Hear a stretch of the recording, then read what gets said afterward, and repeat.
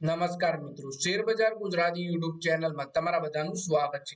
મિત્રો, આજે આપણે એક એવા સરકારી શેર વિશે વાત કરવાના છે જે કંપનીને કુલ 76,000 કરોડ રૂપિયાના ઓર્ડર મળ્યા છે અને આ શેર તમને સારી એવી કમાણી પણ કરાવશે એવું એક્સપર્ટ જણાવી રહ્યા છે અને આ શેર સસ્તા ભાવે મળી રહ્યો છે તો ખરીદવાની પણ સલાહ આપી છે।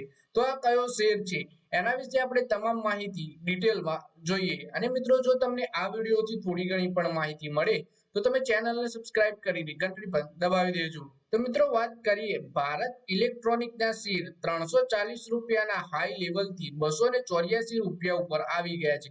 કંપનીનું બિઝનેસ મોડેલ પણ સારું છે, અર્નિંગ ગ્રોથની શક્યતા છે, કંપનીની ઓર્ડર બુક સ્ટ્રોંગ છે, એવામાં આ શેર આગળ સારી તેજી દેખાઈ શકે છે। હાલ આ શેર FY26 ની અંદાજિત અર્નિંગના 36 ગણા પર ટ્રેડ થઈ રહ્યો છે। કંપનીના ગ્રોથને જોતા વેલ્યુએશન યથાવત રહેવાની આશા છે।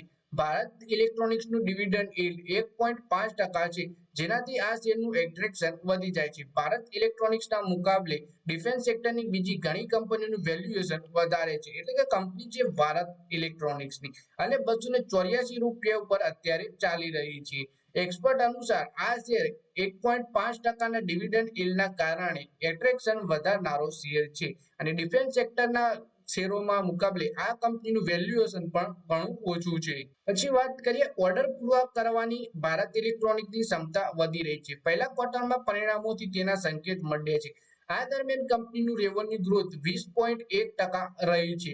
સપ્લાય ચેઇન સંબંધિત મુશ્કેલીઓ ઓછી થવાથી કંપનીનું રેવન્યુ ગ્રોથ સારું રહ્યું છે। પહેલા ક્વાર્ટરમાં રેવન્યુમાં તેના flagship long range surface to air મિસાઇલનું યોગદાન 842 કરોડ રૂપિયાનું રહ્યું છે। કંપનીના એબિટાની ગ્રોથ 41% રહી છે। આમાં કોસ્ટ પ્રેસમાં ઘટાડા સહિત ઘણી વસ્તુઓ સામેલ છે। પહેલા ક્વાર્ટરમાં એબિટા માર્જિન 22.8% રહ્યું છે, જે એક વર્ષ પહેલાના સમાન ક્વાર્ટરમાં 18.4%નું હતું। પછી કંપનીના ઓર્ડર વિશે વાત કરીએ તો કંપનીની ઓર્ડર બુક 76,000 કરોડ રૂપિયાની છે અને તેનાથી આગામી 3 વર્ષમાં રેવન્યુ સારું રહેવાની આશા છે। FY24માં કંપનીને 35,000 કરોડ રૂપિયાના ઓર્ડર મળ્યા છે, જે તેના 20,000 કરોડ રૂપિયાના શરૂઆતના ગાઈડન્સથી વધારે છે। નાણાકીય વર્ષમાં કંપનીને લગભગ 25,000 કરોડ રૂપિયાના ઓર્ડર મળવાની આશા છે। આવા quick reaction surface to air મિસાઇલના ઓર્ડર સામેલ નથી, જે 20,000 થી 25,000 કરોડ રૂપિયાનો હોઈ શકે છે। એટલે કે કંપનીની ઓર્ડર બુક 76,000 કરોડ રૂપિયાની છે। ભારત ઇલેક્ટ્રોનિક્સની ક્ષમતા વધી રહી છે, જેની અસર આગામી 1 થી 2 વર્ષમાં દેખાશે। તેણે કેપેસિટી વધારવા FY25માં 800 કરોડ રૂપિયાનું એલોકેશન કર્યું છે। કેટલાક પ્લાન્ટ્સમાં હાલ કામ ચાલી રહ્યું છે। એક પ્લાન્ટ આ વર્ષે તૈયાર થાય તેવી આશા છે। 3 પ્લાન્ટ આગામી નાણાકીય વર્ષમાં તૈયાર થઈ જશે। કંપનીએ આ નાણાકીય વર્ષ દરમિયાન 15% રેવન્યુ ગ્રોથ હાંસિલ કરવાની યોજના બનાવી છે। કંપની તેની ક્ષમતાનો સતત ઉપયોગ કરવા અને ઇન્ટરનેશનલ માર્કેટના મોકાનો ફાયદો ઉઠાવવાનો પ્રયત્ન કરી રહી છે। પછી આ શેરમાં તમારે રોકાણ કરવું કે નહીં એના વિશે વાત કરીએ તો આગામી સમયમાં કંપનીની અર્નિંગ સારી રહેવાની છે। FY25માં એબિટા માર્જિન 23 થી 25%ની રેન્જમાં રહેવાની આશા છે। કંપની કોસ્ટમાં ઘટાડો લાવવાના પ્રયત્ન કરી રહી છે, જેનો ફાયદો આગળ જોવા મળી શકે છે।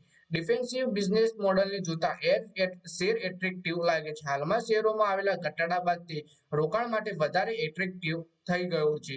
તો મિત્રો, આ વિડીયોમાં વાત કરીએ આપણે ડિફેન્સ સેક્ટરની કંપની ભારત ઇલેક્ટ્રોનિકના શેર વિશે, જેમાં બ્રોકરેજ હાઉસ અને એક્સપર્ટ જણાવી રહ્યા છે કે અત્યારે સારા એવા વેલ્યુએશન પર શેર મળી રહ્યો છે અને 76,000 કરોડ રૂપિયાની કંપનીની ઓર્ડર બુક જે ભવિષ્યમાં તમને સારો ફાયદો કરાવવા માટે સક્ષમ છે।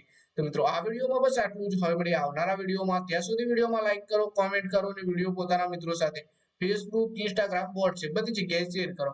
શેર બજારની આવી જ માહિતી ગુજરાતીમાં જોવા માટે તમે ચેનલને સબસ્ક્રાઇબ કરી ઘંટડી પર દબાવી દેજો।